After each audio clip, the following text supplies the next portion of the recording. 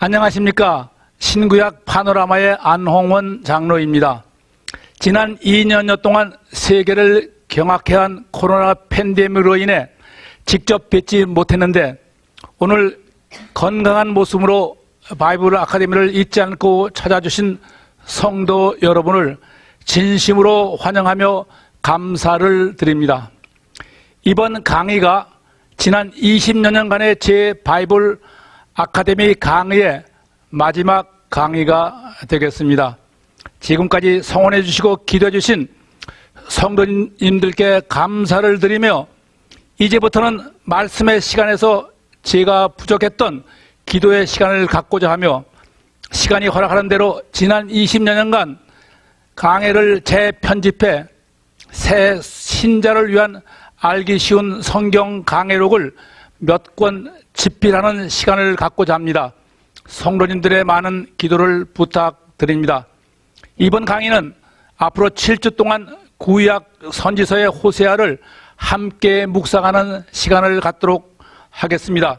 오늘 대면 강의에 참석하신 분에게는 간단한 교재가 준비되어 있으며 유튜브 강의는 화요일 오전 10시부터 언제든지 원하시는 시간에 강의를 들으실 수 있습니다. 참고하시기 바라며 말씀을 통해 하나님의 은혜가 충만하시기를 축원합니다. 호세아를 시작하면서 먼저 영성신학자 유진 피터슨의 저서 주와 함께 달려가리다의 본문의 한 구절을 함께 읽어보겠습니다. 인생이란 무엇인가? 그토록 많은 사람들이 어떻게 그렇게 허망하게 살아가는 것일까? 악하게 살아가는 것일까? 악하게 살아가기보다 형편없이 살아가는 모습, 비참하게 산다기보다 미련하게 사는 모습, 우리 사회의 두각을 나타내는 이들을 보면 흠모할 만한 면이 거의 없다. 본받을 점은 더더욱 없다. 왜 그 많은 사람들이 그렇게 사는 것일까? 인생이란 세월이 흐르면서 늙어가며 추락할 수밖에 없는 그런 여정이 아니다. 오히려 늙어가면서 탁월성을 향해 상승 곡선을 그리는 사람들도 있다. 형편없이 허망하게 미련하게 살아가는 현대인에게도 온전함, 의로움에 대한 갈증이 있다. 성경으로 눈을 돌리라. 하나님께로 눈을 돌리라. 탁월성을 향한 영적 열정으로 인간 성취 자체에는 무관심을 불러일으킨 선지자의 삶을 통해 우리에게 주시는 하나님의 정념의 말씀에 귀를 기울이라. 이 유진 피터슨의 글을 통해 우리의 마음에 어떤 찔림이 있습니까? 아무런 찔림도 없으십니까? 영성신학자인 유진 피터슨은 외칩니다. 성경으로 눈을 돌리라. 하나님께 얼굴을 돌리라. 하나님의 정념의 말씀에 귀를 기울이라. 그리하면 우리의 인생은 늙어도 추락하지 않을 것이라고 말합니다. 왜 우리는 허무하게 인생을 살아가는 것일까? 우리가 늙어가며 추락하는 인생을 살아가는 원인은 무엇일까?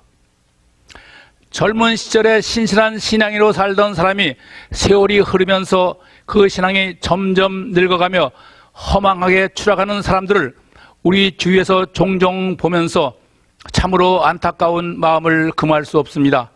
그렇습니다. 우리가 늙어가면서 인생이 추락하는 것은 하나님의 일이 아니라 사람의 일만 생각하기 때문입니다.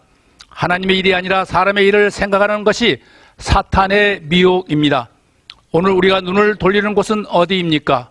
오늘 우리가 귀를 기울이는 것은 무엇입니까? 다시 한번 생각해 보시기 바랍니다. 요즘 한국교회는 하나님의 영광이라는 말을 많이 하는데 성도들이 많이 오해하는 말이 바로 이 영광입니다. 여러분은 하나님께서 가장 기뻐하시는 하나님의 영광이 무엇이라고 생각하십니까? 예배 드리는 것을 하나님의 영광이라고 생각하십니까? 기도 드리는 것을 하나님의 영광이라고 생각하십니까? 아니면 열정적으로 찬양 드리는 것을 하나님의 영광이라고 생각하십니까? 영광이란 말은 히브리 말로 독사라고 합니다. 이 독사라는 단어는 첫째, 말씀을 묵상하다는 뜻입니다. 하나님을 아는 지식이 충만하다라는 말입니다. 둘째는 말씀을 바르게 깨닫는다라는 말입니다. 하나님의 지혜가 충만하다. 곧 캐리그마가 레마가 되다. 캐리그마라는 것은 설교 말씀, 강의 말씀, 성경책 그런 것을 캐리그마라고 하는데, 이 레마라는 건 그 캐리그마가 우리의 마음속에 들어서 살아서 움직이며 역동하는 것을, 그런 말씀을 레마라고 합니다. 그래서 독사란 곧 이 캐리그마가 레마가 되다. 우리의 말씀이 우리 속에서 역동하다. 말씀을 들은 성도의 마음 속에서 말씀이 살아 움직이다라는 의미가 됩니다. 셋째는 하나님을 찬양하는 삶을 살다. 삶에 총명이 넘치다라는 말입니다. 총명이란 말씀을 깨닫는 그대로 실천적 삶을 살다라는 의미입니다. 찬양과 감사의 삶을 살다라는 말이 되겠습니다. 그러므로 하나님의 백성들이 하나님의 말씀을 알고 그 말씀을 깨닫고 그 말씀대로 살아갈 때 이를 하나님이 기뻐하시는 하나님의 영광이라고 말하는 것입니다. 저는 지난 60년간의 신앙생활을 통해 하나님께서 가장 기뻐하시는 하나님의 영광은 하나님의 말씀을 알고 그 말씀을 깨달아 그 말씀대로 사는 성도가 하나님이 가장 기뻐하시는 성도라고 생각합니다. 따라서 하나님이 기뻐하시는 영광이란 이 자리에 나오신 여러분을 말하며 교회의 부흥이란 하나님의 영광이 충만한 교회를 말함입니다. 교회의 부흥과 몰락은 단지 하나님의 역사의 메시지에 불과합니다. 말씀과 기도를 통해 우리의 삶에서 하나님의 색깔, 곧 메시지가 분명해야 하며 자신의 믿음과 삶을 통해 곧 하나님의 메시지가 분명하게 드러나야 하는 것입니까? 여러분의 믿음과 삶을 통해서 하나님의 말씀, 하나님의 메시지가 분명히 드러나고 있습니까? 자신의 믿음과 삶이 곧 하나님의 메시지여야 합니다. 이것이 하나님이 기뻐하시는 하나님의 영광인 것입니다. 그러므로 교회의 부흥이란 하나님의 메시지가 우리의 믿음과 삶을 통해 바르게 드러나는 것입니다. 제자 훈련으로 판에 찍은 제자를 양산하는 게 아니라 말씀으로 세워지는 제자, 말씀대로 사는 제자를 길러내는 것이 하나님의 영광이요 교회의 부흥인 것입니다. 오늘 이 자리에 참석하신 성도님들에게 하나님이 가장 기뻐하시는 영광의 축복이 넘치기를 기원합니다. 마태복음 28장에는 주님께서 성천하시면서 제자들에게 주신 마지막 지상명령이 기록되어 있습니다. 이 지상명령에는 주님의 마지막 4가지 말씀이 기록되어 있습니다. 첫째, 가라, going. 둘째, 제자 삼으라, make disciple. 셋째, 세례를 베풀라, baptizing. 넷째, 가르치라, teaching. 헬라어 원어 성경을 보면 이 4가지 말씀 중에 동사 명령형은 제자 삼으라, make disciple 하나뿐이고 나머지는 동사를 수식하고 도와주는 분사입니다. 곧 예수님의 지상명령의 중심은 제자 삼으라, make disciple 하나로 귀결됨을 알 수 있습니다. 곧 가서 모든 민족에게 세례를 베풀고 말씀을 가르쳐 말씀대로 사는 주님의 제자로 만들라는 마지막 명령이십니다. 우리가 오해하지 말 것은 제자반을 수료한다고 제자가 되는 것이 아닙니다. 이제부터 평생 말씀을 배우고 주님을 닮아가는 제자가 되는 길을 가야 하는 것입니다. 제자란 배우는 사람, 곧 스승을 닮아가는 사람을 말합니다. 우리는 예수 그리스도를 배우는 사람, 곧 예수 그리스도를 닮아가는 사람들임을 알아야 합니다. 이것이 하나님의 가장 기뻐하시는 주님의 제자요 하나님의 영광인 것입니다. 제자의 길을 가기 위해서 우리는 세상의 경향이 아니라 항상 하나님 경향의 생각을 가져야 하며 낯섦에서 친밀함을 찾아가는 믿음의 여정을 가져야 할 것입니다. 오늘 제1강은 호사에게 임한 여호와의 말씀입니다. 오늘날 사회는 우리가 지금까지 누리지 못했던 경제 번영과 민주화, 평화와 안정을 누리며 더 나아가 수많은 대형 교회의 부흥과 세계의 전력을 누비는 선교 사역이 가장 활발한 시대입니다.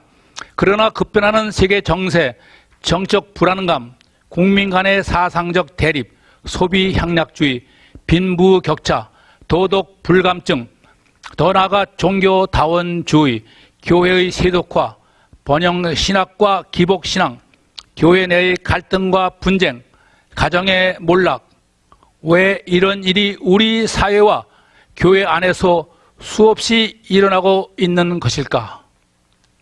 만일 하나님께서 우리에게 물어보신다면 우리는 우리 사회에서 일어나는 일, 우리 교회에서 일어나는 일, 그리고 우리 가정에서 일어나는 허다한 문제에 대해서 무엇이라고 답변하시겠습니까? 성경은 이런 문제점에 대해 어떤 해결책을 제시하고 있는가? 그 질문에 답변해 줄 수 있는 대표적인 선지서가 바로 우리가 지금 함께 묵상할 호세아입니다.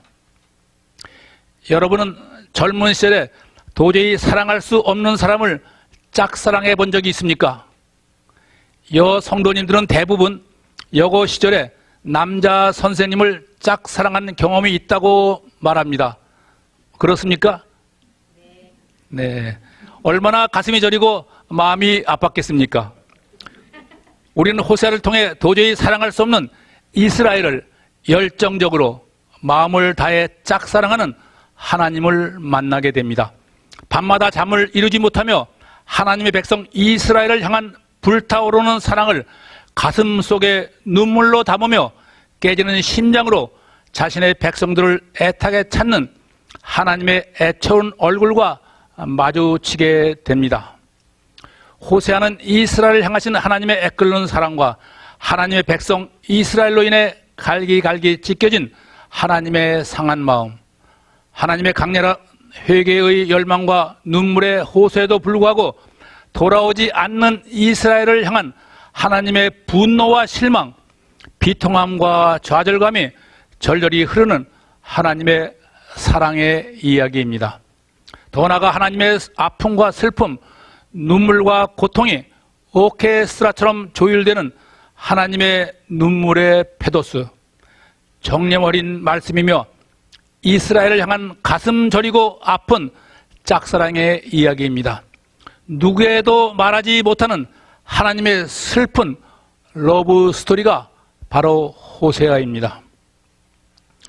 호세아는 선지자 호세아의 가정 이야기, 하나님과 그 백성 이스라엘의 이야기, 하나님과 나의 이야기입니다. 하나님을 모욕하는 이스라엘의 혼합 종교와 하나님을 떠나 외식적인 삶을 사는 이스라엘 백성들에 대해 폭풍처럼 몰아치는 하나님의 분노와 수치, 가슴이 찢어지는 고통과 눈물로 범벅이 된 얼굴로 도저히 사랑할 수 없는 연인을 마음과 열정을 다해 끝까지 사랑한 하나님의 말할 수 없는 고뇌와 아픔이 깃들어 있습니다. 하나님의 백성들로 구성된 교회 공동체가 얼마나 불의하고 불공정한가에 상관없이, 자신들의 삶이 얼마나 비윤리적이며 비도덕적인가에 상관없이 하나님의 선민이라는 사실 하나만으로 사랑과 축복만을 바라는 이스라엘 백성들에게 던지는 하나님의 경고의 메시지입니다. 여러분은 지금 자신이 하나님의 선택된 백성임을 자랑할 수 있습니까? 선택된 백성이라는 이유 하나만으로 구원을 확신하십니까? 초대교회의 교인이라는 사실만으로 영생을 확신할 수 있습니까? 호세아는 하나님의 백성 이스라엘에 선언합니다.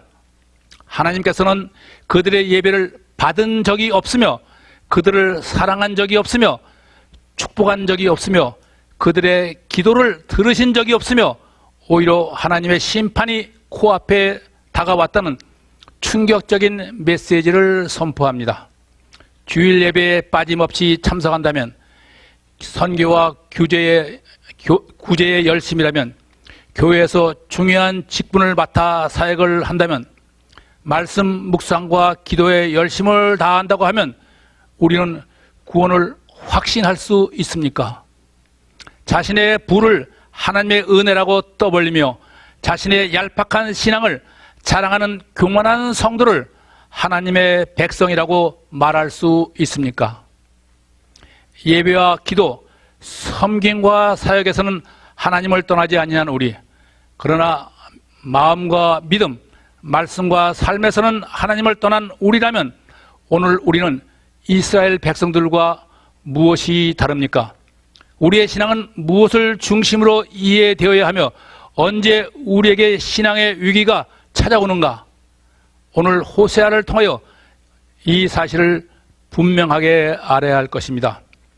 본문 호세아 1장 1절로 11절을 함께 봉독하겠습니다. 호세아 제1장.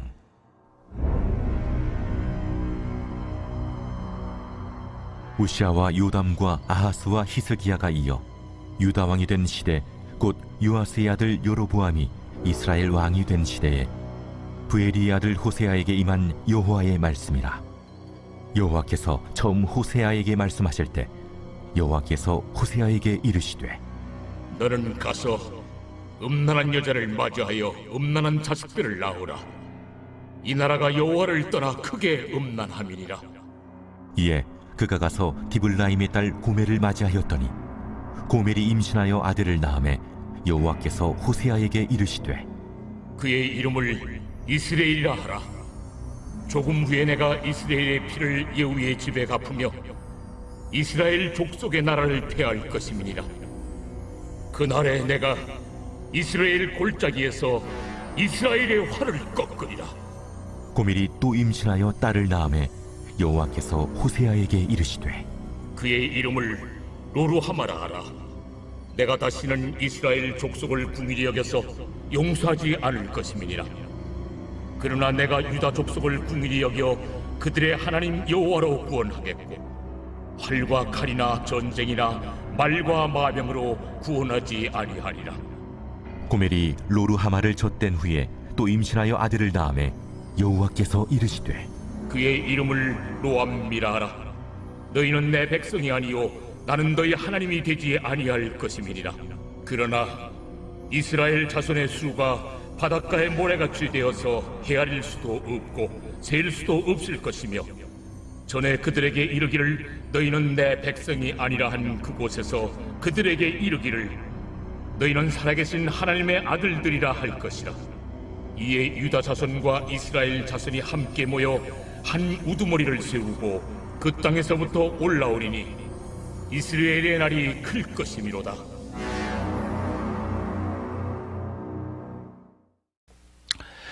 호세아 1장 1절 말씀입니다. 요아스의 아들 여로보암이 이스라엘의 왕이 된 시대에 브리에의 아들 호세아에게 임한 여호와의 말씀이라. 이 호세아 1장 1절을 우리는 표제라고 합니다. 대부분의 선지서에는 표제가 있습니다. 1장 1절이 누가 이 선지서를 썼으며 언제 기록했는가를 우리에게 알려주는 정보가 기록되어 있는 문맥이 표제입니다. 표제란 예언자의 개인적인 정보 및 예언자가 사역했던 시대의 정보를 제공해주는 선지자의 서두에 나오는 문맥입니다. 문서 예언자란 자기 이름으로 전해지는 성경을 기록한 예언자를 말하며, 성경에는 16명의 문서 예언자가 있습니다. 총 17권의 선지서를 기록하고 있으며 에레미야가 2권의 선지서 에레미야와 에레미야를 기록하고 있습니다. 호세아는 요아스의 아들 여로보암 2세가 북이스라엘의 왕이 된 시대부터 이스라엘 멸망까지 40여 년에 걸쳐 브리에의 아들인 호세아에게 임한 여호와의 말씀이 기록된 선지서입니다. 호세아는 브리에의 아들이라는 사실 이외에는 알려진 것이 없는 평범한 사람이었지만 호세아에 많이 등장하는 농경과 타작 마당으로 보아 농사를 짓던 사람으로 하나님의 선지자로 부름받은 사람이 아닌가 생각됩니다. 하나님께서는 우리와 달리 항상 부족하고 연약한 사람을 자신의 사람으로 쓰심을 알아야 할 것입니다. 원래 호세아는 아모스의 다음에 기록된 선지서지만 메시지를 연결하는 중심 주제가 동일하여 모든 선지서에 가장 큰 영향을 끼치므로 소 선지서의 가장 앞에 자리 잡았으며 150년 후에 에레미야에게 큰 영향을 끼친 선지서입니다.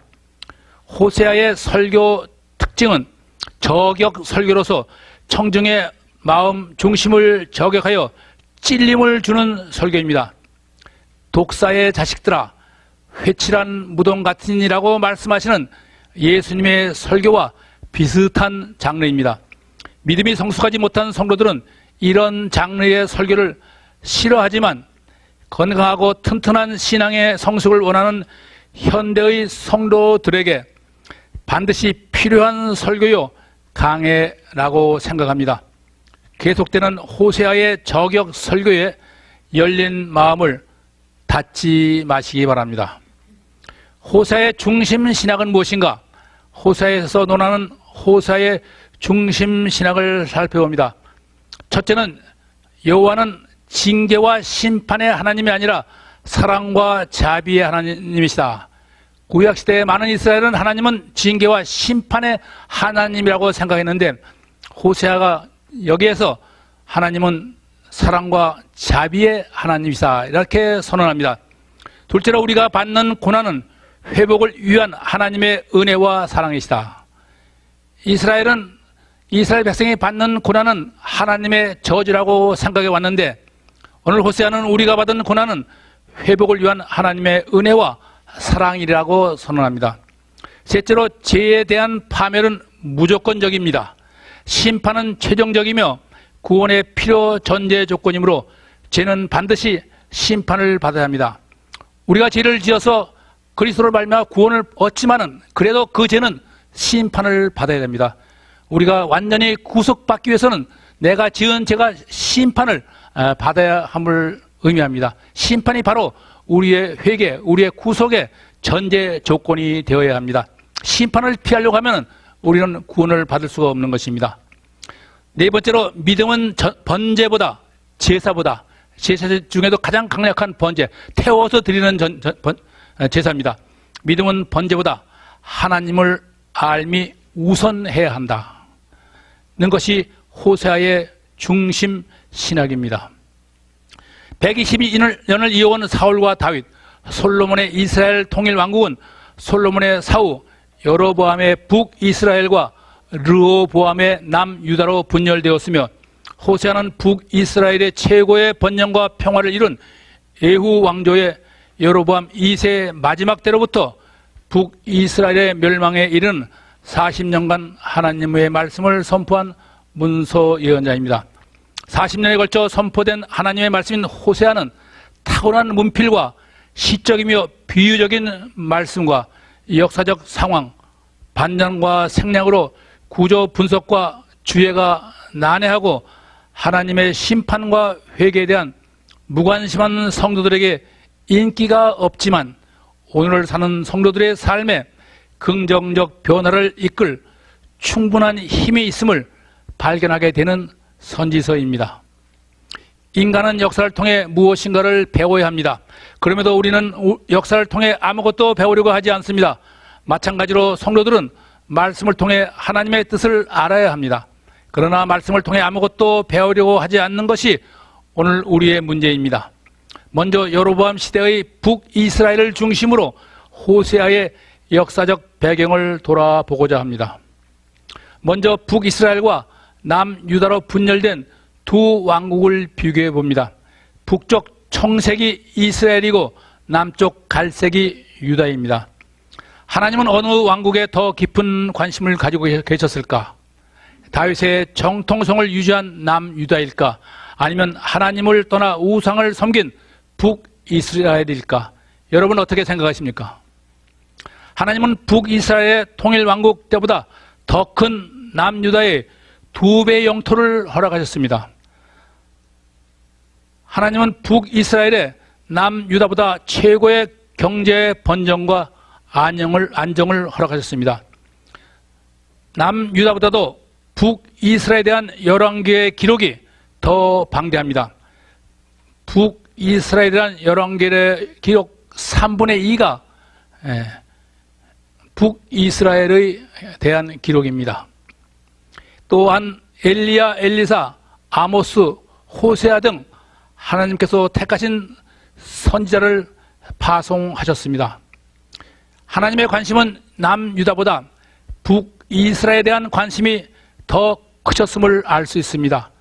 이는 무엇 때문이라고 생각하십니까? 북이스라엘은 하나님의 찢어진 아픈 손가락이었습니다. 찢겨진 아픈 손가락에 마음이 더 가는 것은 당연한 이치입니다. 여호와께 돌아오라. 여호와께서 우리를 찢으셨으나 도로 낫게 하실 것이요 우리를 치셨으나 싸매어 주실 것이라. 호세는 하나님의 아픈 손가락인 우리에 대해 하나님의 사랑하심과 부르심을 드러내는 하나님의 말씀입니다. 먼저 이스라엘의 정치적 배경을 간단하게 살펴봅니다. 여로보암 2세 시대의 북이스라엘은 남유다와 북이스라엘의 정략 결혼으로 평화 공존합니다. 우시아의 딸이 북여로보암의 사위가 됩니다. 북쪽 아수르의 태동으로 북쪽 아람을 견제합니다. 이 아람은 지금의 시리아로 북쪽 이스라엘 위에 있으면서 항상 이스라엘을 괴롭혔으며 수천 년 동안 이스라엘과 적대 관계가 있는 나라가 아람, 바로 오늘의 시리아입니다. 애굽의 정치적 혼란으로 애굽의 위협에서 벗어나 평화와 안정을 유지합니다. 그러나 여로보암 2세 이후의 북이스라엘은 애굽의 야신과 아수르의 팽창, 바벨론의 등장 등 국제 질서가 재편됨에도 북이스라엘은 국제 정세에 민감하게 대처하지 못합니다. 뿐만 아니라 신정 국가에서 완전한 세속 국가로 전락하게 됩니다. 급변한 정치 상황에 휘말리며 정권 탈취에만 혈안이 되어 반복되는 왕조의 몰락과 살육이 자행됩니다.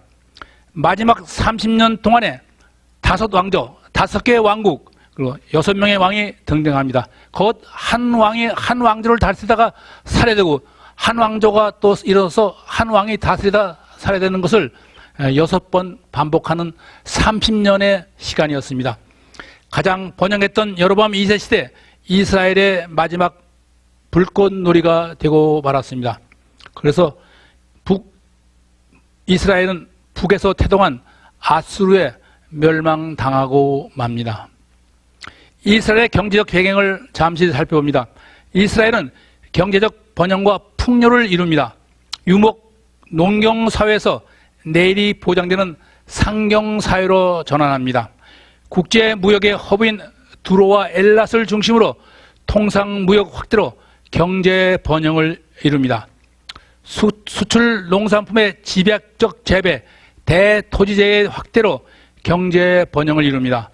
밀, 보리, 옥수수, 포도, 올리브, 가물 중점 재배하여 수출 확대로 경제적 풍요를 이루게 됩니다. 반면에 지방 농경사회는 몰락하게 됩니다.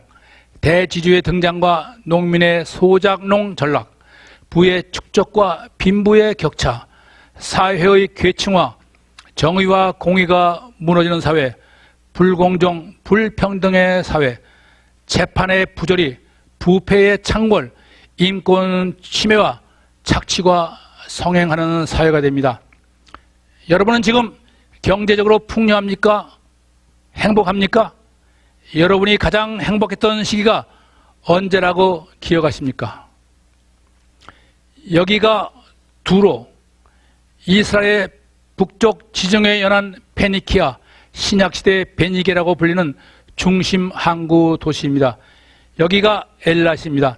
사해 남방 아카바만에 위치한 옛 이름 에시온 게벨입니다. 이스라엘이 광야 40년의 마지막 길에서 지난 곳이기도 합니다. 이스라엘 남북 분열 당시 두로는 북이스라엘 지배, 엘랏은 남유다의 지배권에 있었습니다. 이스라엘 역사를 보면 통일 왕국 시대는 물론 분열 왕국 시대에도 남북이 평화를 유지하며 두로와 엘랏을 공동으로 이용할 때는 풍요와 번영을 누렸지만 남북이 긴장 상태일 때나 전쟁 상태일 때는 두로와 엘랏을 함께 사용할 수 없기에 국제교역의 길이 끊어져 풍요와 번영을 누릴 수 없었던 시대입니다.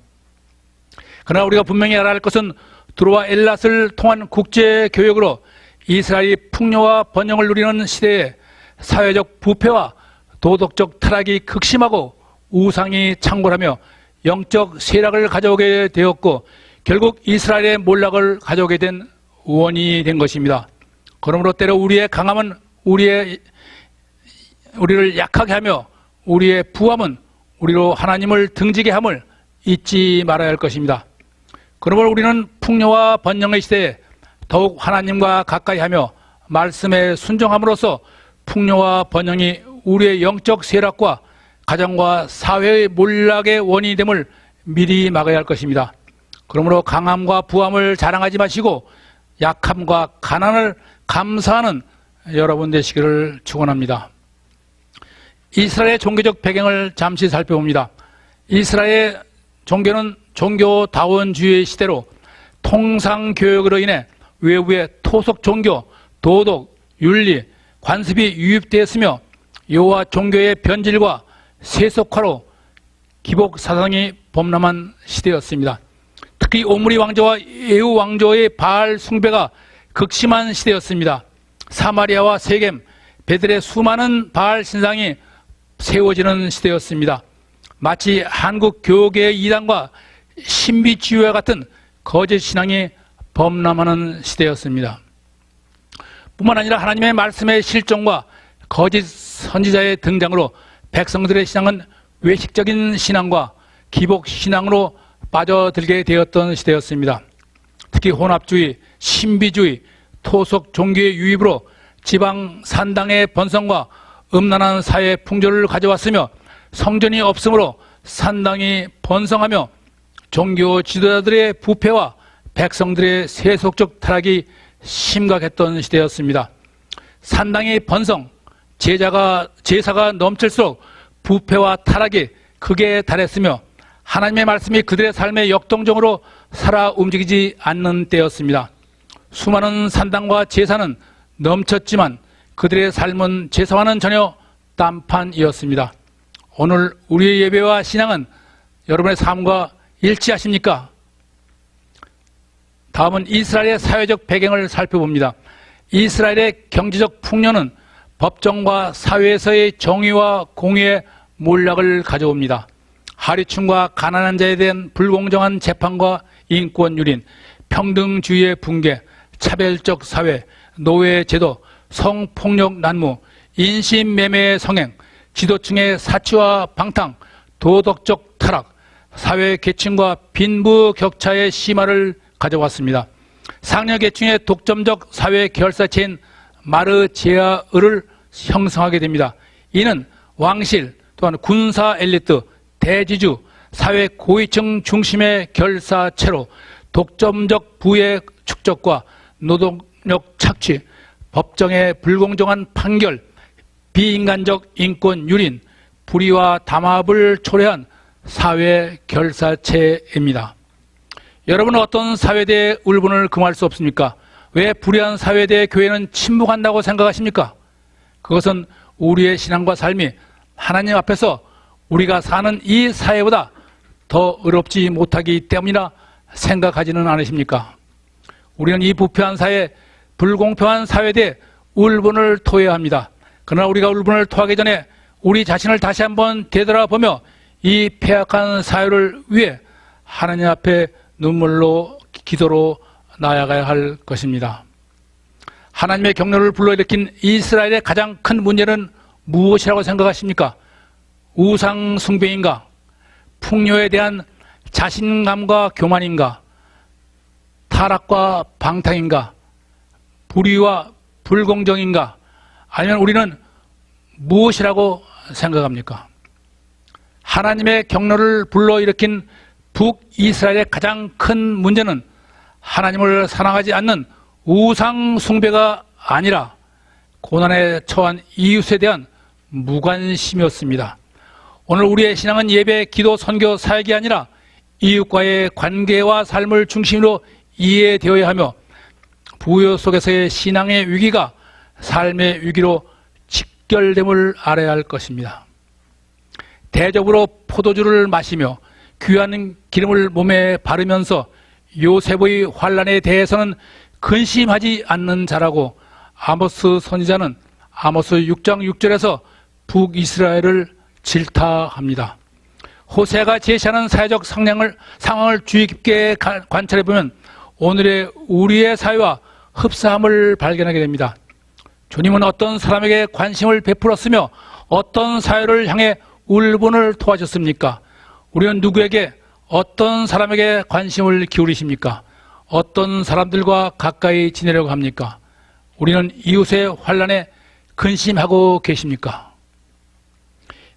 에우 왕조의 여로보암 2세는 두로와 엘롯 항을 확보하여 국제 통상 교역을 통해 이스라엘 역사상 최고의 경제 번영을 이루었으며 강력한 국방력으로 국토를 확장하고 재위 41년 동안 국가의 안정과 평화를 이룬 강력한 왕이었습니다.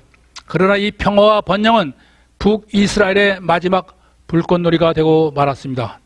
그럼에도 불구하고 열왕기에 기록된 여로보암 2세의 사적은 기록되지 않고 다만 여호와 보시기에 악을 행하여 이스라엘에게 범죄하게 한 느밧의 아들 여로보암의 모든 죄에서 떠나지 아니하였더라 라고 한 줄로 짧게 기록되어 있습니다. 하나님 우리가 이 땅에서 얼마나 큰 일을 이루었는가에 관심이 없습니다. 오직 우리의 믿음과 삶, 곧 우리의 신실함과 정직함에 대해서만 관심을 갖고 계십니다. 고난에 처한 이웃에 대해 어떤 태도를 취하는가에 관심을 갖고 계십니다. 열왕기 저자가 우리에 대한 사적, 초대 교회에 대한 사적을 기록한다면 무엇을 기록할 것이라고 생각하십니까? 여기서 우리는 역사의 성공과 실패를 보시는 하나님의 관점이 무엇인지 잠시 살펴보고자 합니다. 이스라엘 왕국의 최종적 목표는 왕국의 번영과 존립인가? 하나님이 바라시는 초대교회와 우리 개인의 최종 목표는 무엇인가? 하나님은 왜 이스라엘의 분열을 허락하셨으며 종국에는 남북 이스라엘의 멸망을 허락하셨는가? 하나님은 어찌하여 다윗이 정통인 남유다보다 하나님을 떠난 북이스라엘에 더 깊은 관심을 가지고 계셨는가? 하나님께서 역사를 보시는 두 개의 관점, 곧 다윗의 길은 어떤 길이며 여로보암의 길은 어떤 길인가? 이스라엘이 풍요와 번영을 누리던 시대의 공통점은 무엇이며 이스라엘 열왕들에 대한 하나님의 평가는 어떠한가? 호세아를 통해 하나님의 마음과 우리를 보시는 하나님의 관점을 알아야 합니다. 다윗의 길과 여로보암의 길은 여호와 앞에서 정직했는가? 악을 행했는가? 여호와를 섬겼는가? 아니면 우상을 섬겼는가로 다윗의 길과 여로보암의 길은 갈립니다. 우상을 섬긴다는 말은 하나님보다 다른 것을 더 사랑하고 의지하는 것을 말합니다. 아브라함에게 이삭을 제물로 드리라는 하나님, 브엘세바에서 모리아산까지 3일간을 걸으면서 아브라함이 깨달은 것은 무엇인가? 자신이 하나님보다 독자 이삭을 더 사랑한다는 사실이었습니다. 하나님보다 사랑하는 것은 버려야 합니다. 그것이 물질이든 명예이든 권력이든 출세든 사람이든 하나님보다 더 사랑하라는 것은 버리라는 하나님의 말씀입니다. 다윗은 세상을 섬기기보다는 하나님을 섬겼으며 하나님 앞에서 정직했으나 여로보암은 하나님보다 세상을 섬겼으며 하나님 앞에서 정직하지 못하고 악을 행한 왕입니다. 우리의 인생이 성공했는가 실패했는가는 우리가 세상의 재물을 섬겼는가 아니면 하나님을 섬겼는가로 판가름 나며 우리의 신앙이 바른가 그른가는 우리가 하나님 앞에서 정직한가 아닌가로 결정된다는 의미입니다. 그러므로 우리가 하나님을 섬기는 성도라면 하나님 앞에서 정직하고 신실해야 하며 하나님만 사랑하며 하나님이 기뻐하시는 다윗의 길을 택해 가야 할 것입니다. 그 길이 축복의 길이요 영생의 길인 것입니다. 이 시대의 교회의 성장과 부흥이 하나님의 목표인가? 그렇다면 하나님은 왜 교회의 분열과 몰락을 허용하시면서 무슬림의 팽창을 저지하지 않으시는가? 하나님 바라시는 나의 인생의 목표는 부여와 세상의 성공인가? 그렇다면 왜 하나님은 믿는 자에게 실패와 절망을 허용하시며 성도들의 세속화를 보고만 계시는가? 여러분은 하나님 앞에서 성공한 인생이란 어떤 인생을 말함이라고 생각하십니까? 나의 인생은 실패한 인생인가 아니면 성공한 인생인가? 왜 실패했다고 생각하는가? 왜 성공했다고 생각하십니까?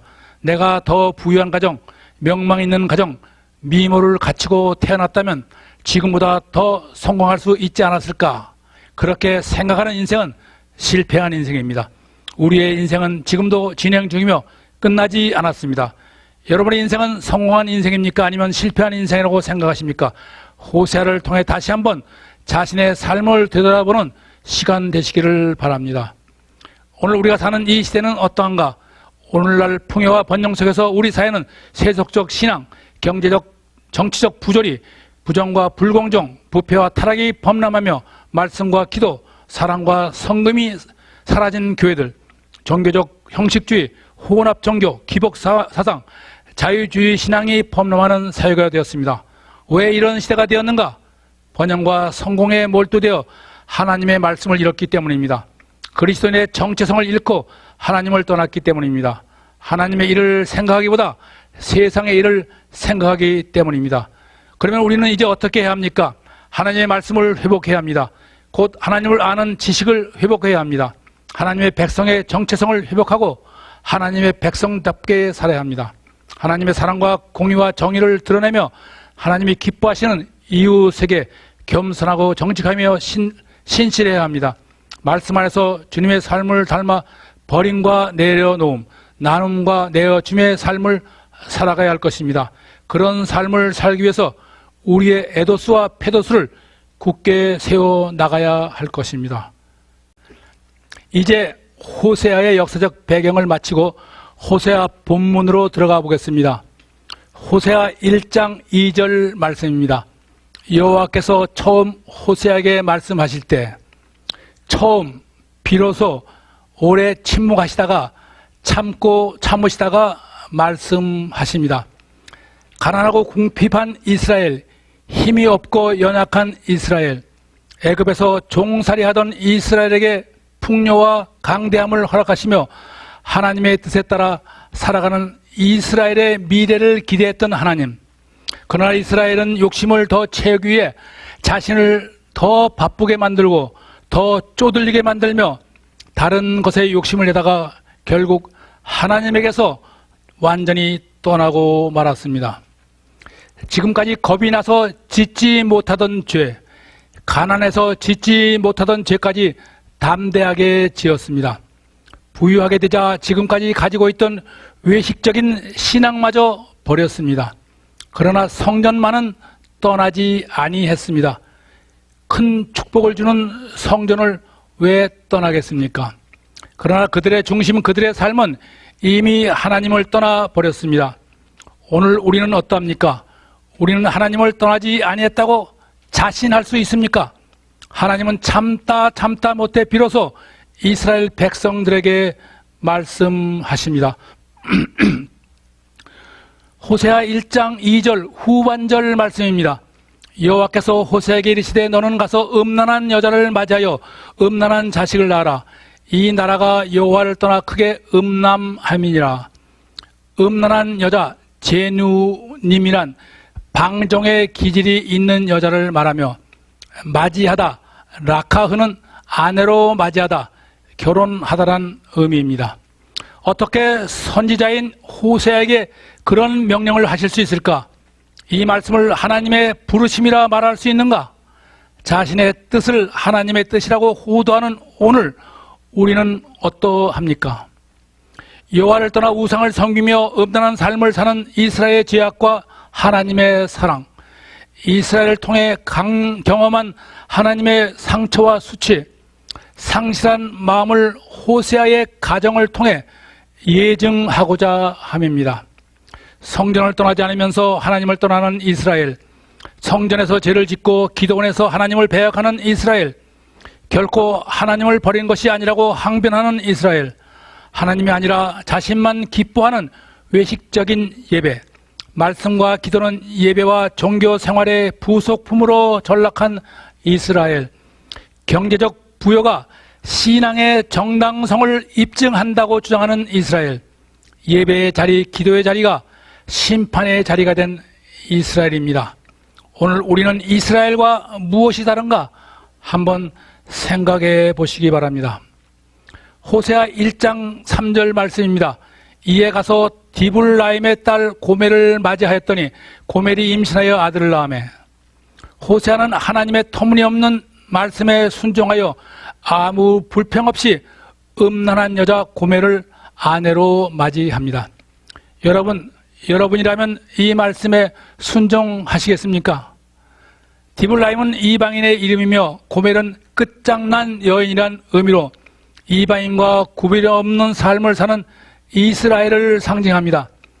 하나님은 애굽의 노예의 삶에서 끝장난 여인 이스라엘을 신부로 택하셨습니다. 그리고 하나님은 광야의 그 신혼 시절을 가장 기뻐하셨다고 회고하십니다.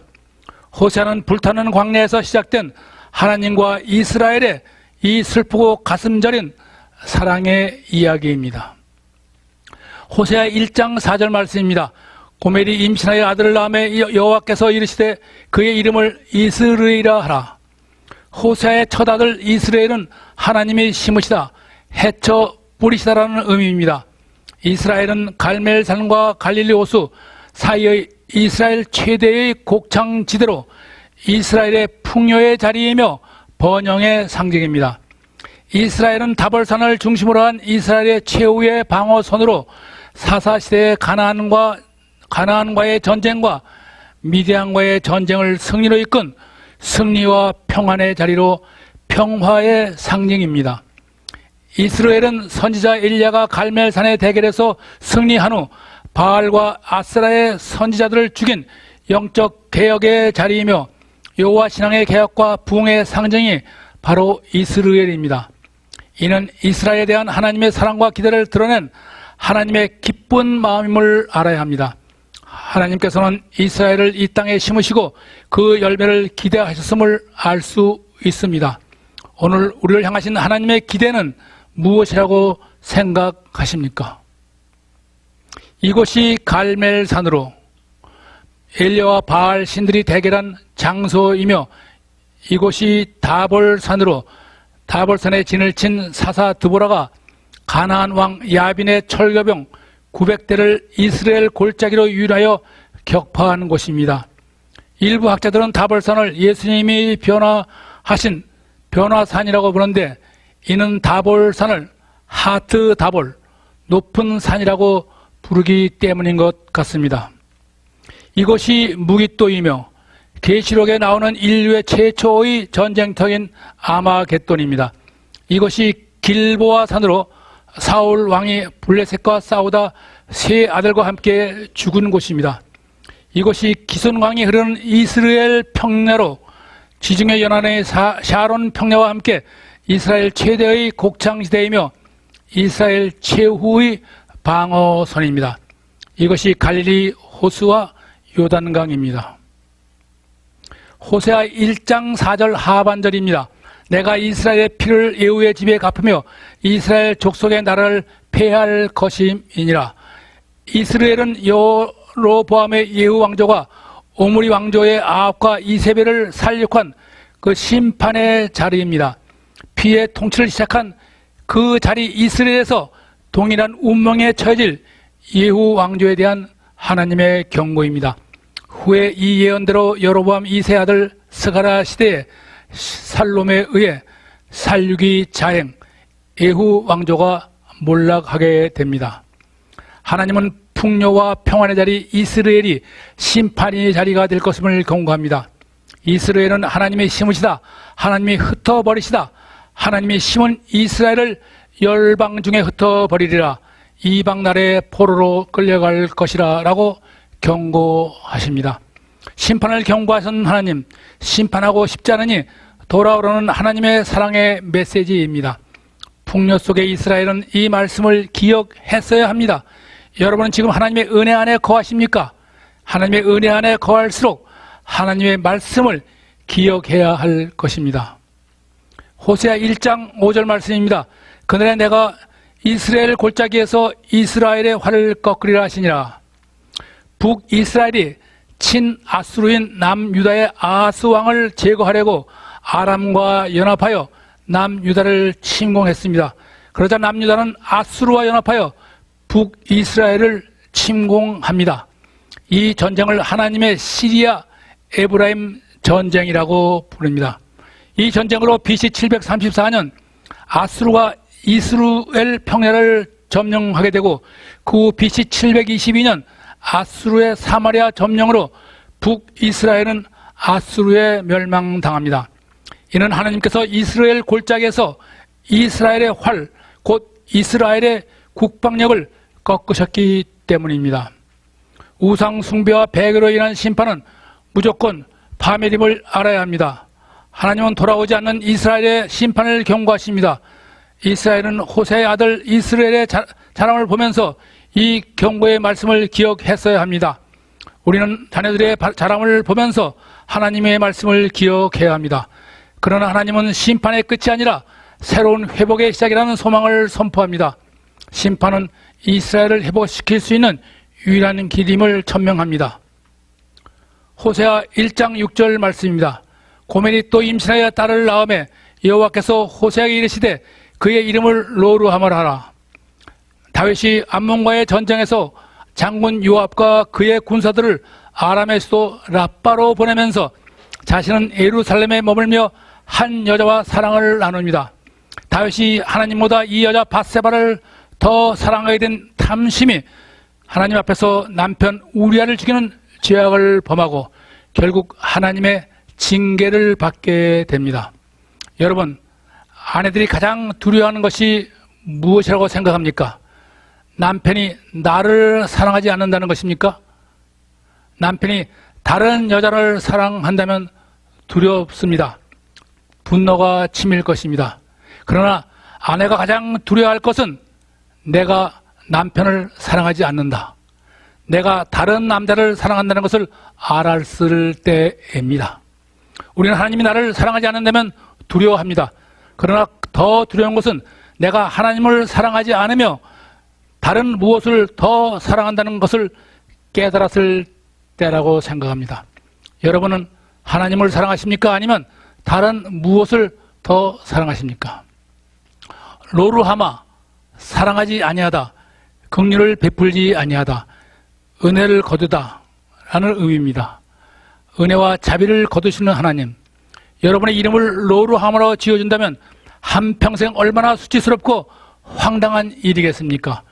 이스라엘 백성들은 로루하마가 태어나면서 하나님으로부터 버림받은 아픔과 수치를 겪어야 할 것입니다. 그러나 한 백성의 심판과 멸망에 대한 선언은 하나님의 아픔이며 동시에 하나님의 수치입니다. 우리가 하나님을 사랑하지 않는 그것이 우리의 아픔이며 수치임과 동시에 하나님의 아픔과 수치임을 기억해야 할 것입니다. 호세아 1장 6절 하반절입니다. 내가 다시는 이스라엘 족속을 긍휼히 여겨서 용서하지 않을 것입니다. 은혜가 떠나면 이방인이 아니라 짐승과 같이 되는 것입니다. 상식이 통하지 않고 말이 통하지 않는 사람, 죄를 지으면서도 자신의 잘못을 모르는 사람, 물질이 풍부하고 건강이 넘쳐도 말씀이 그 안에 없으면 은혜가 고갈되고 긍휼함이 없으며 로루하마가 되는 것입니다. 자기 취향에 맞는 설교, 위로, 격려, 은혜가 되는 설교만 듣고 싶어함은 하나님의 은혜에서 멀어진다는 증거입니다. 오늘날 우리는 배부른 신앙, 편안한 신앙 생활을 즐깁니다.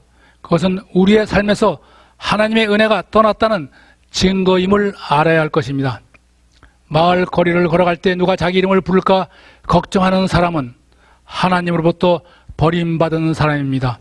하나님의 은혜가 떠난 사람임을 알아야 합니다. 여러분은 지금 하나님의 은혜 안에 머물러고 있다고 자부하고 계십니까? 호세아 1장 7절 말씀입니다. 그러나 내가 유다 족속을 긍휼히 여겨 그들의 하나님 여호와로 구원하겠고 칼과 창이나 전쟁이나 말과 마병으로 구원하지 아니하랴 하시니라. 북왕국 여로보암 2세는 자신의 군사력에 자만하여 약속들과 동맹하여 하나님의 말씀을 무시하고 아수르에 대항합니다. BC 722년 아수르의 침공에 하나님께서 말씀하신 대로 칼과 창이나 말과 마병으로 구원하지 아니하므로 북이스라엘은 아수르에 멸망당하고 맙니다. 이에 반해 BC 701년 아수르가 남유다를 침공하지만 남유다가 멸망의 위기에서 칼이 아니라 히스기야 이사야의 기도로 하나님의 힘을 빌려 남유다는 아수르를 격퇴하며 이 패배로 인해 아수르의 느부갓네살 왕은 살해되고 아수르는 메대와 바벨론에 멸망당하고 맙니다. 세속적인 부여나 학식이나 권세로 신앙의 정당성이 인정되지 않으며 성전 예배나 금식기도 자선 사업으로 구원을 얻는 것이 아닙니다. 오직 하나님의 긍휼하심을 입어야 구원을 얻을 수 있음을 알아야 합니다. 긍휼은 자신을 낮추고 자신을 비우며 하나님 앞에 겸손한 자에게 주시는 하나님의 값없이 주시는 자비 있는 것입니다. 호세아 1장 8절 9절 말씀입니다. 고멜이 로루하마를 젖던 후에 또 임신하여 아들을 낳음에 여호와께서 이르시되 그의 이름을 로암미라 하라. 너희는 나의 백성이 아니요 나는 너의 하나님이 되지 아니할 것임이라. 너는 내 자식이 아니다. 나는 너희 아비가 아니라고 말씀하시는 하나님의 마음은 어떠하실까? 여러분은 자신을 버리시는 하나님을 원망할 수 있습니까? 하나님께 버림받음을 원망하는 것은 정작 자신들이 하나님 앞에서 어떤 상태에 있는지 깨닫지 못하기 때문입니다. 영원히 자기 사람으로 선택한 사람을 버리고 헤어지는 것은 여간 고통스러운 일이 아닙니다. 이혼이 바로 그런 일입니다. 요즘은 이혼하는 일이 너무 많아서 대수롭지 않게 생각하지만 사실 당사자에게는 말처럼 쉬운 일이 아니며 당사자나 자녀들에게 씻을 수 없는 상처와 아픔을 남기게 됩니다. 사람도 한번 택한 사람을 버린 일이 이토록 아프고 고통스러운데 하물며 하나님은 하나님의 백성 이스라엘에게 너희는 내 백성이 아니다라고 말씀하실 때 그 마음이 얼마나 아프시고 고통스러웠을까? 여러분, 하나님의 그런 마음을 한 번이라도 생각해 보신 적이 있으십니까?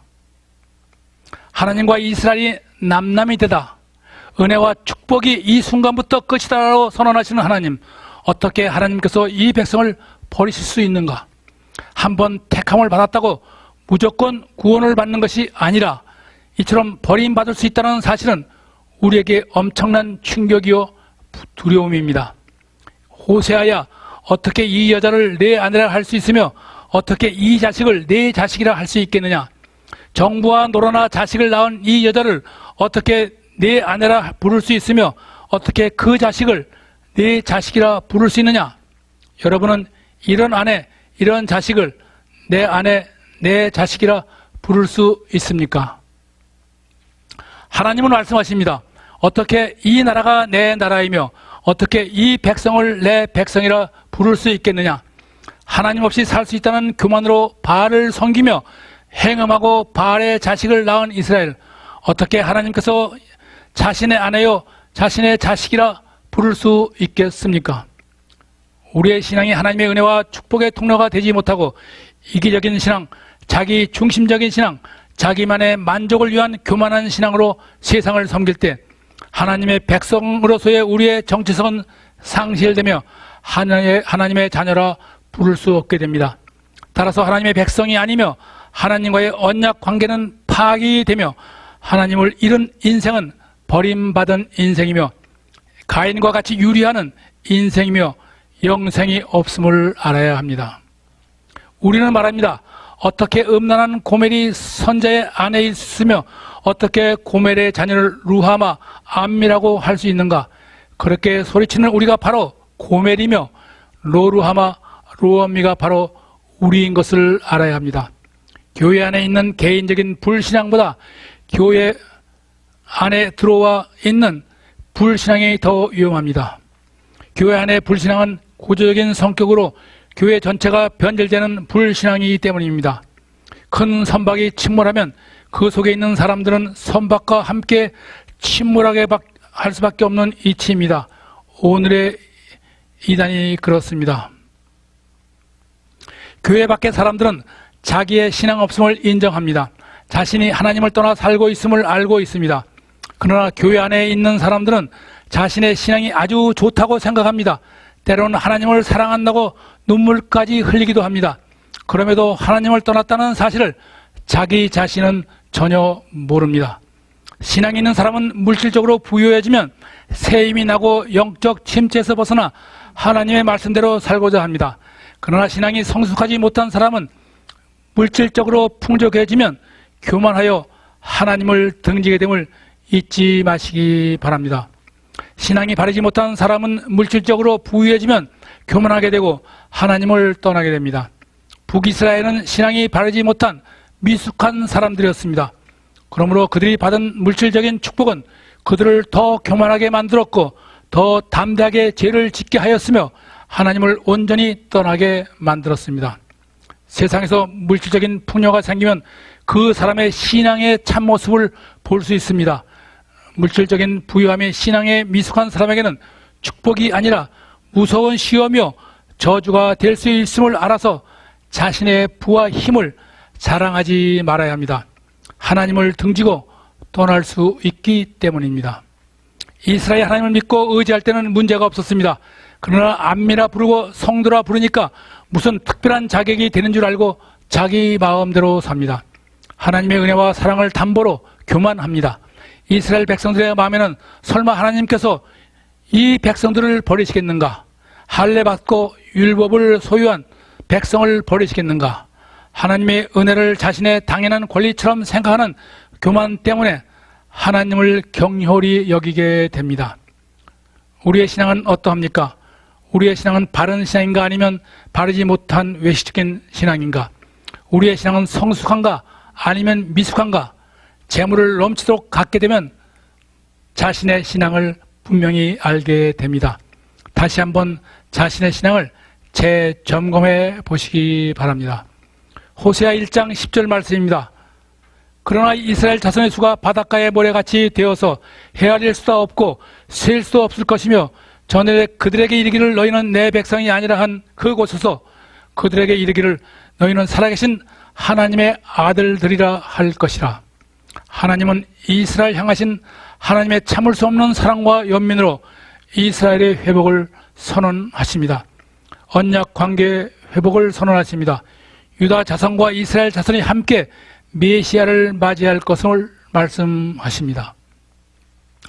이스라엘의 날에 하나님이 결코 뽑히지 않을 새 나무를 심으십니다. 그리함으로 이스라엘과 유다가 하나로 통일되는 날이 오리라 말씀하십니다. 회개와 구원의 날이 되리라.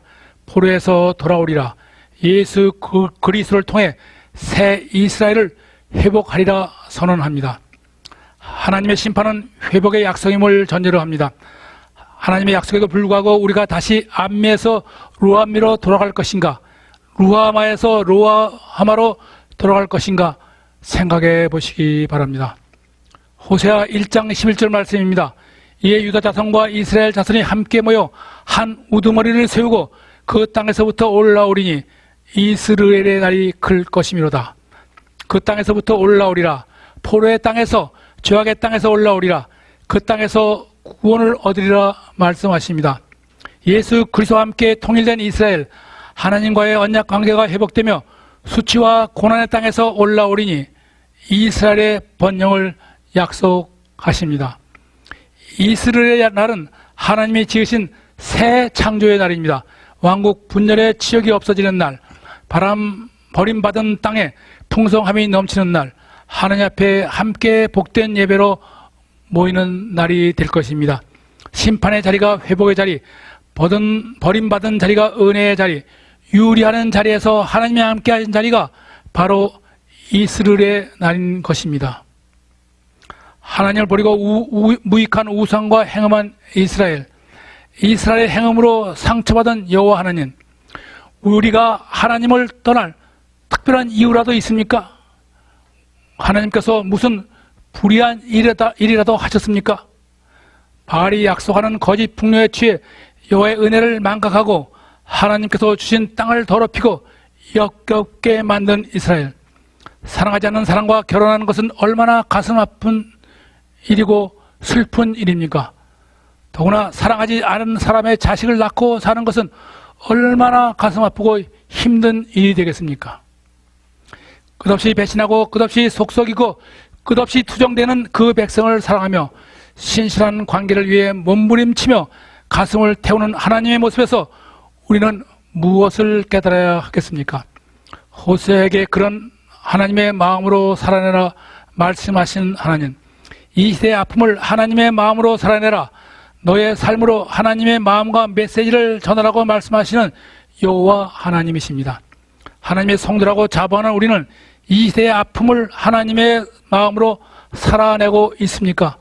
우리의 변화된 삶으로 하나님의 메시지를 드러내고 있습니까? 그리스도인이란 어떤 사람인가? 이 시대의 아픔을 살아내는 사람, 하나님의 마음으로 살아가는 사람, 자신의 삶으로 하나님의 마음과 메시지를 전하는 사람이 참된 그리스도인임을 알아야 할 것입니다. 우리를 서로 사랑하라고 반복적으로 말씀하시는 하나님의 그 사랑은 얼마나 크고 열정적인 것일까? 얼마나 사랑해야 주님께서 우리를 사랑하는 것만큼 아내나 남편을 그리고 이웃을 사랑할 수 있는 것일까? 호사에서 우리는 도저히 사랑 없은 우리를 끝까지 포기하지 않고 사랑하시는 하나님을 만납니다. 전능하신 분이라고 해서 사랑이 결코 쉬운 일이 아닙니다. 사랑의 감정은 그렇게 단순하지 않습니다. 믿었던 아내에게 배신당하고 어찌할 바를 몰라 발을 동동 구르며 눈물로 범벅이 된 남편의 애처로운 얼굴, 아내를 위해 해준 모든 것을 빼돌려 정부에게 가져다 주는 충격적인 장면을 목격하며 낙심하는 남편에게서 우리를 향하신 하나님의 얼굴을, 그 마음을 읽어야 할 것입니다. 모든 것을 바쳐 사랑한 아내의 외도에 분노로 찌그러진 남편의 얼굴, 잘못했다며 다시는 안 그러겠다는 아내를 용서하며 그녀가 다시 정부를 찾아갈 것을 알면서도 제발 그렇게 되지 않기를 소원하며 용서하는 속 좋은 그러나 한없이 처량한 남편, 온갖 아픔과 수치에도 불구하고 외도하는 아내를 끝까지 포기하지 않고 기다리는 가여운 남편, 그럼에도 불구하고 결국 아내는 집을 나가고 가출한 후 정부에게 버림받고 살기 위해 몸을 팔다가 더 이상 몸을 팔 수 없게 되자 포주에 의해 노예 시장에 나온 아내, 전 재산을 털어 아내를 다시 사오며 나는 당신을 사랑한다, 당신을 포기한 적이 없으며 아직도 당신을 사랑하니 우리 다시 시작하자고 애원한 한없이 불쌍한 한 남자의 이야기, 아니 하나님 자신의 간절하다 못해 처절한 사랑의 이야기, 하나님과 나의 이야기가 바로 호세아입니다. 하나님은 오늘도 우리를 향해 외치십니다. 나는 너를 사랑한다. 나는 너를 결코 포기하지 않으리라. 도대체 헤세드 하나님의 사랑이란 무엇일까? 우리는 남편, 아니 하나님의 마음, 그 아픔과 고통을 알려고나 하십니까? 하나님의 정령 어린 페토스란 정령 무엇을 말함인지 아십니까?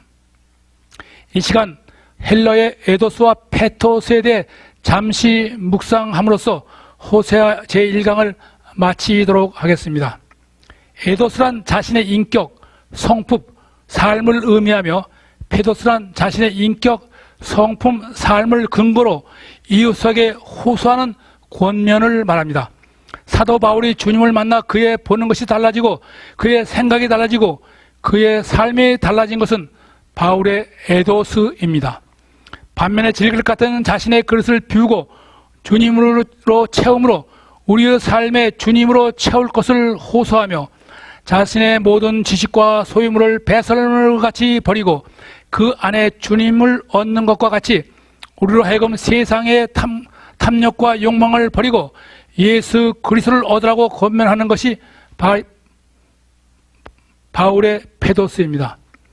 주님의 페도스는 하늘 보좌를 버리시고 낮고 천한 이 땅에 내려오셔서 죄인들과 가난한 이웃들과 함께 나누시며 마지막에는 우리를 위해 십자가에 자신을 내어주심으로 우리에게 세속적인 욕망을 버리라, 겸손하고 낮아지라, 서로 나누라, 자신을 내어주라고 권면하는 말씀이 바로 주님의 페도스입니다.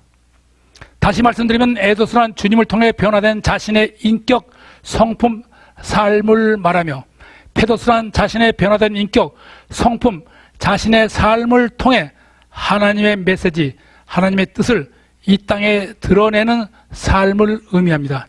이것이 선자의 삶인 것이며 우리의 삶이 되어야 하는 것입니다. 여러분의 베토스는 무엇입니까? 여러분의 에도스는 무엇입니까? 여러분은 외식적인 바리새인들을 비난할 수 있습니까? 자신의 삶에서 에도스만 존재하고 페도스가 결여된 삶은 외식적인 삶이 되는 것입니다. 우리의 삶에서 이 에도스와 페도스를 이루어가는 것이 진정한 신앙의 여정이고 주님의 제자의 삶인 것을 우리는 분명하게 깨달아야 할 것입니다. 호세아 제1강을 마칩니다. 오늘 우리가 이 호세아 1강을 통해 분명히 해야 할 것은 무엇인가? 그것은 우리의 삶에서 고멜의 흔적을 지워야 하는 것입니다. 우리의 고멜의 흔적이 남아 있습니까? 고멜의 흔적을 지우고 여호와 하나님의 마음을 바로하라 하나님께 돌아가는 것임을 잊지 말아야 할 것입니다. 또한 우리의 에도스와 페도스를 통하여 이 땅에 하나님의 메시지를 드러내는 삶을 살아야 할 것입니다. 기도하겠습니다.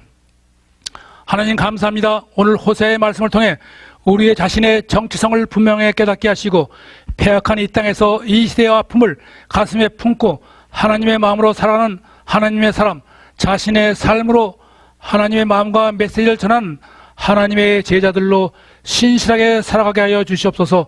예수님의 이름으로 기도합나이다. 아멘. 다음 시간에는 호세아 2장 2절로 3장 5절을 통해 호세아 제2강 여호와와 이스라엘의 논쟁을 살펴보도록 하겠습니다. 다음 주 말씀 앞에서 다시 만나기를 소망하며 온 가정 위에 하나님의 은혜와 평강이 넘치시기를 기도합니다. 감사합니다.